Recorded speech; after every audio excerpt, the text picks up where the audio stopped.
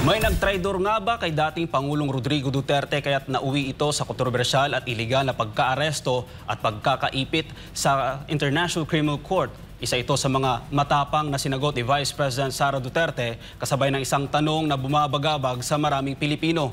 May pag-asa pa bang maibalik ang dating Pangulo sa Pilipinas? Narito ang report ni Jason Rubrico. Sa isang matapang at diretsahang bahayag sa media conference, sinabi ni Vice President Sara Duterte na hindi na maaaring maibalik sa Pilipinas si dating Pangulong Rodrigo Duterte matapos ang pag-usad ng kaso laban sa kanya sa International Criminal Court o ICC. Sa kabila ng masalimuot na sitwasyon, nanawagan si Duterte sa publiko na mag-move on at pagtuunan ng pansin ang kinabukasan ng bansa. Pointless naman na mag-harbor ako ng feelings about what happened. Hindi na siya maibabalik. Hindi na mababalik si Pangulong Duterte sa Pilipinas. So what we should do as a country is move on from what happened. Sinabi rin ni VP Sara na tila walang saysay ang pagkakaroon ng galit o sama ng loob dahil hindi naman daw pananagutin ng gobyerno ang manasa likod ng iligal na pagkaaresto sa kanyang ama. Yan ay kasunod na rin ng managing pahayag ng mga kalihim ng iba't ibang departamento ng gobyerno sa ikinasang Senate investigation kaugnay sa nasabing insidente. Magalit man tayo, walang papupuntahan yung galit natin dahil hindi naman yan sila papanagutin ng pamahalaan ni. Nakikita niyo yung mga sagot nila, wala na sa ayos, wala na sa rason, wala na sa common sense, wala na sa batas.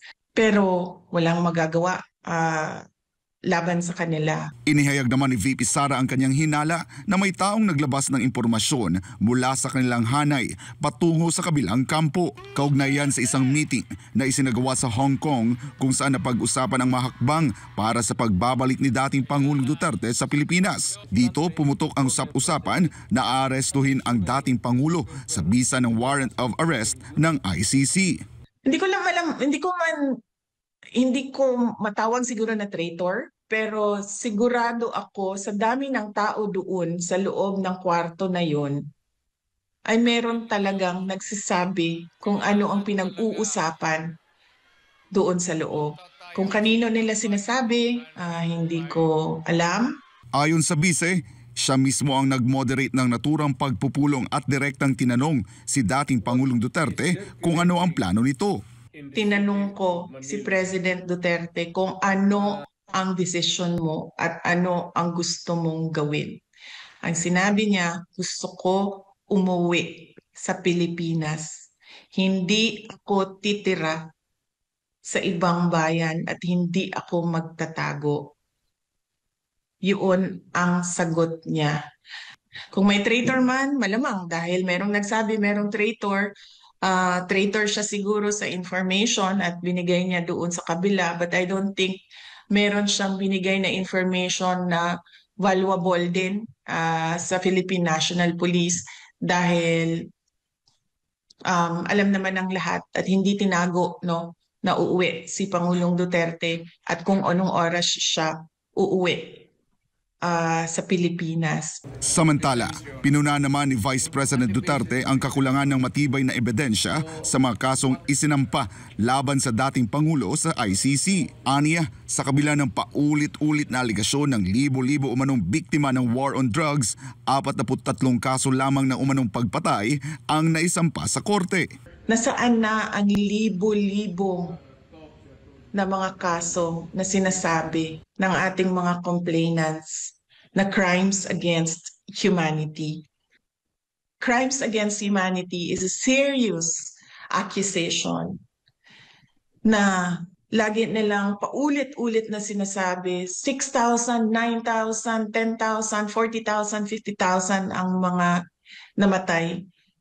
And they cannot even come up with 100 names ng mga namatay ng supposed war on drugs, which amounts to crimes against humanity. Hindi ko alam paano umabot ito sa isang kaso.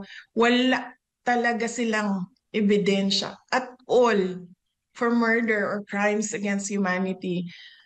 Idinagdag pa ng pangalawang Pangulo na nag-ugat ang mga kasong ito sa dating Senador Antonio Sonny Trillanes IV na aniyay nakakuha ng mga kaalyado sa loob mismo ng pamahalaan para itulak ang mga akusasyon laban sa dating Pangulo.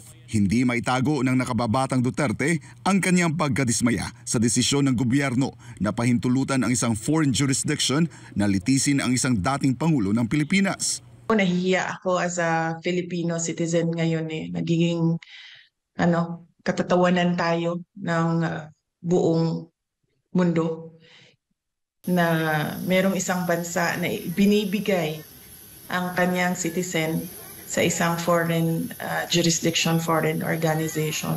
Hindi ginagawa yan ng mga bansa. Ikinumpara pa niya ito sa mga kaso ng Overseas Filipino Workers o OFWs na nahahatulan sa ibang bansa. Aniya, sa tuwing may OFW na nahaharap sa parusang kamatayan o matinding sentensya, ginagawa ng gobyerno ng Pilipinas ang lahat para mapauwi at mapatawad ito. Ito sa atin ngayon ay kabaliktaran. Akusado lang ng 43 cases, 43 counts of murder, ibinigay natin sa isang foreign jurisdiction without any legal basis at all. Nahihiya ako humarap sa buong mundo na ganito mag-isip ang ibang mga kasamahan natin dyan sa bayan, ibang mga Pilipino. Sa ngayon, patuloy na inaasikaso ni VP Sara sa The Hague, Netherlands ang defense team ni dating Pangulo Duterte na pangungunahan ni British-Israeli lawyer Attorney Nicholas Kaufman. Una na niyang binigyang diin na bilang pangalawang Pangulo, meron din siyang tungkulin sa dating Pangulo na isang Pilipino na kasalukuyang nakakulong sa ICC Detention Center. Para sa Diyos at sa Pilipinas ko mahal, ako si Jason Rubrico, SM9 News.